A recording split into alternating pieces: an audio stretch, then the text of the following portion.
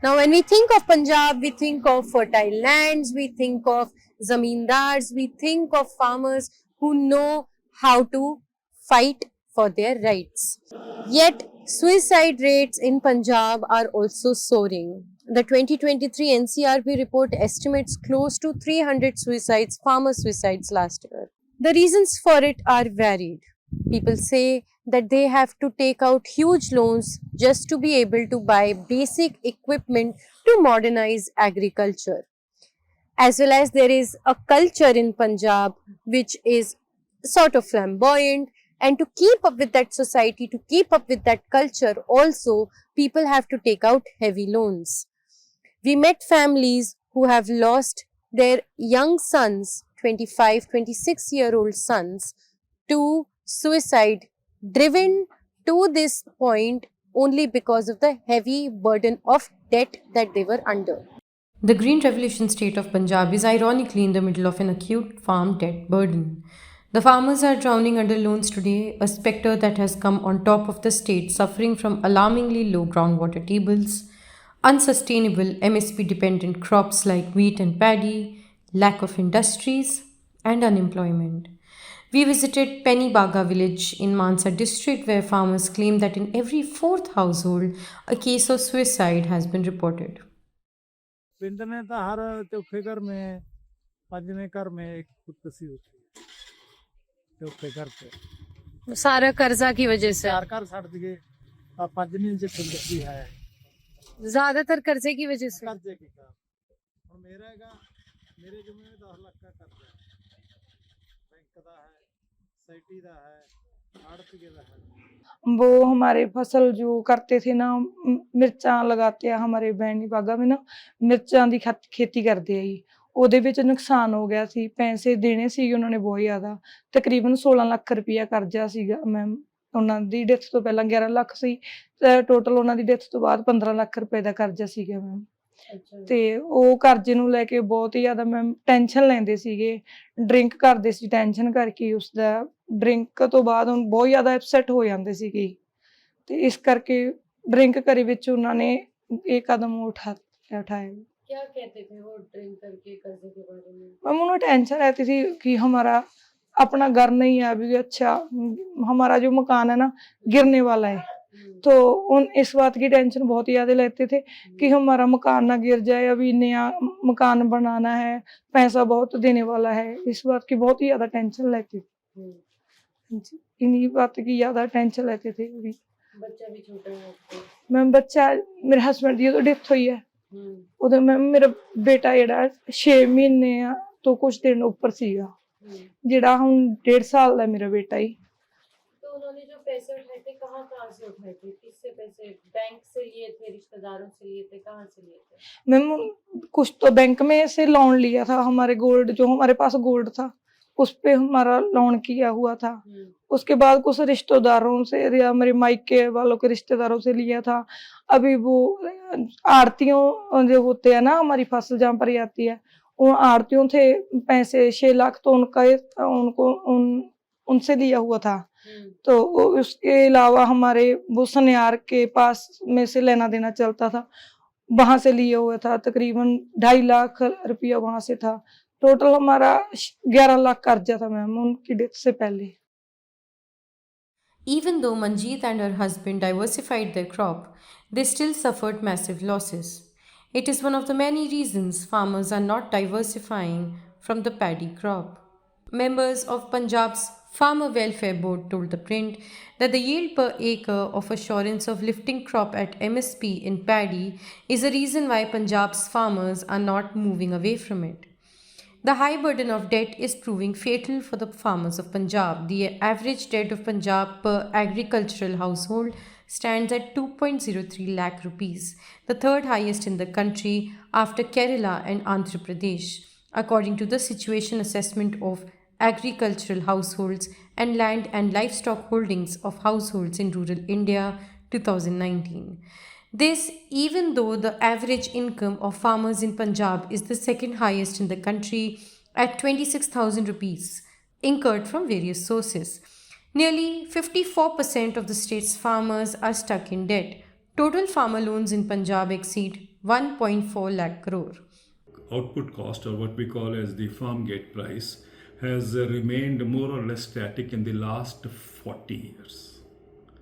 The first report or indication came from a study done by UNTAD, and it said that between 1985 and 2005, if you look into that period, the output price or the farm gate price globally had remained static if you adjust for inflation. Which means जो price आज किसान को टमाटर पे मिल रहा है वही उसको 20-30 साल पहले मिल रहा था.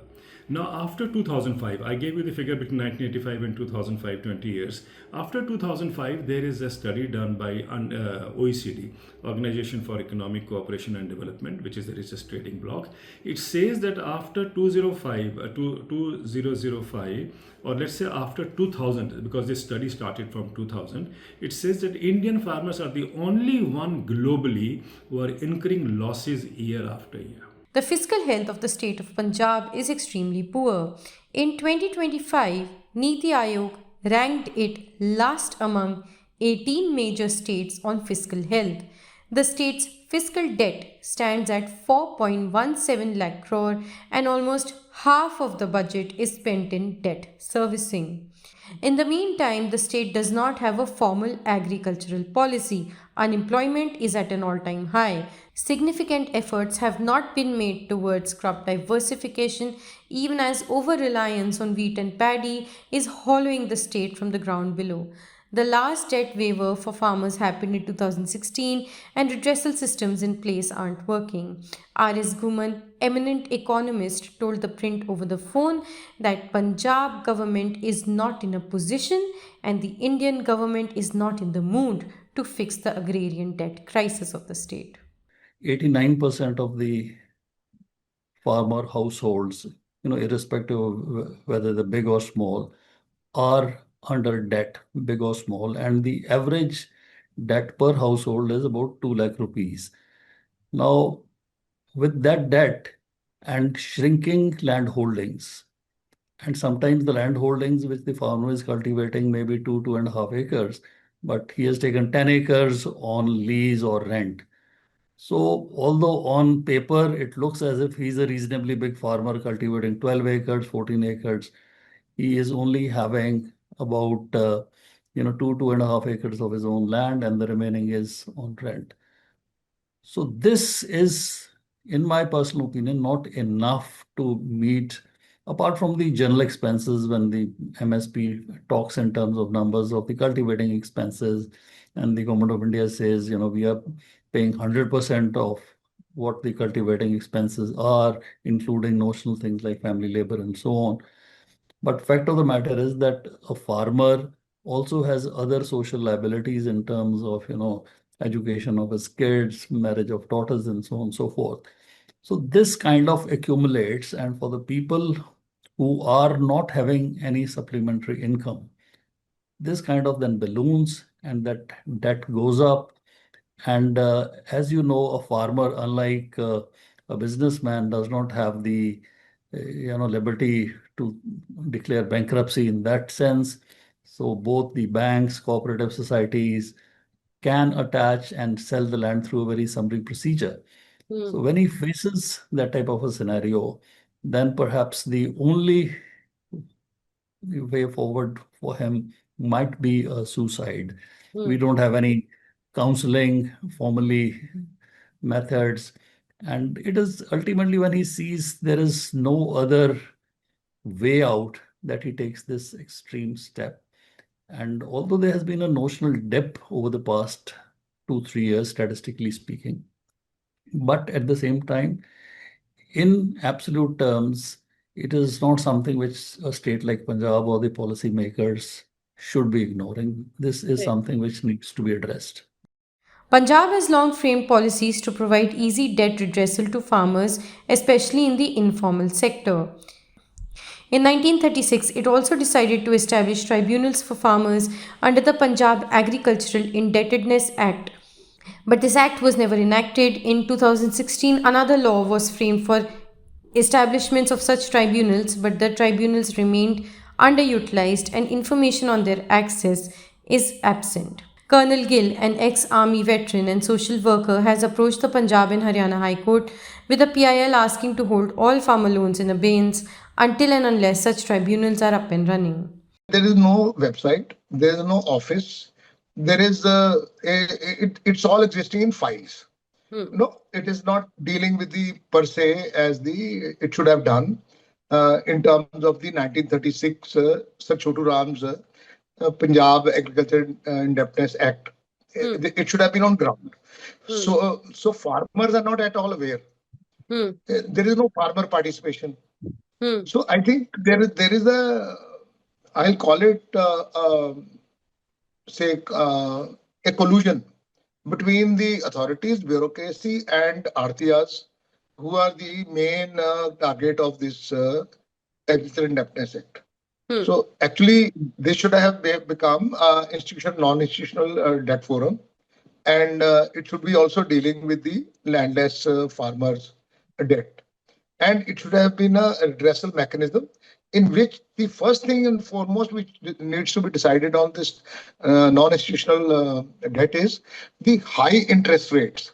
Because there is mafia money, there is black money, there is money of political leaders, there is money of NRIs. When these forums were envisaged, what was the central need to get such forums kicking? The need was there is no place where a farmer can go and weep and bring his woes and problems if he's gone under debt. So he's not able to repay back. He can't pay back interest because institutional, non-institutional interests are high.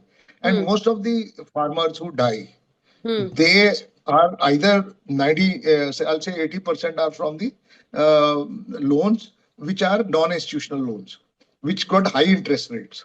And the bane of the problem is that when the government doesn't listen. And while that idea failed in Punjab, it is reportedly thriving in Kerala. The Kerala Debt Relief Commission has successfully disposed of nearly 4.5 lakh applications. It started with a budget of Rs 130 crore and began hearing 2,000 cases a month. Most of the farmers taking the extreme step of dying by suicide are from the Malwa region of Punjab. Healthcare burden is the highest in Malwa because of cancer incidences, and the water is believed to be polluted. Malwa also relied majorly on cotton farming till 2016 when a whitefly infestation killed the crop, pushing multiple farmers into debt. Malwa has also been the traditional seat of power in Punjab. The farmers in the meantime, trapped in the burden of debt, remember the dead of their family, aware of the fact that the trauma will never exit their lives. उसने फिर spray P के खुदकुशी कर ली ते बताया तो किसी ਨੂੰ है नहीं ਤੇ ਬਸ ਉਹਦੇ ਬਸ ਇੱਕੋ ਹੀ ਚਾਰਾ ਦਿਸਿਆ ਵੀ ਮੈਂ ਇਹ ਤੋਂ ਛੁਟਕਾਰਾ ਪਾ ਲਾਂ ਤੇ ਕਰਜ਼ੇ ਤੋਂ ਛੁਟਕਾਰਾ ਪਾਉਣ ਦੇ ਮਾਰੇ ਨੇ ਉਸਨੇ ਆਪਣੀ ਜਿਹੜੀ ਜ਼ਿੰਦਗੀ ਸੀ ਉਹ ख़त्म कर दी। उसके बाद से आपके परिवार में क्या चल रहा है, क्या जिंदगी हो गई है उनके जाने के बाद? जाने के बाद तो आपको सभी को पता है भी जिदा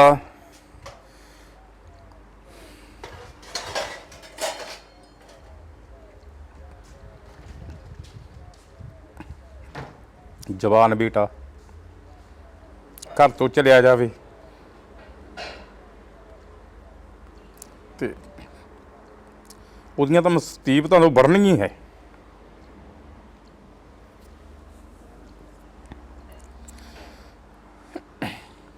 जो ਕੰਮ ਕਰਨ ਵਾਲਾ एक ही बच्चा ਸੀਗਾ वो चलिया गया,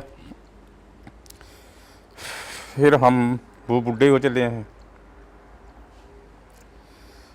मजदूरों के साथ हम लोग करना पड़ता है, जीना तो है ना। For the print, this is Shubhangi Misra reporting from Mansa in Punjab.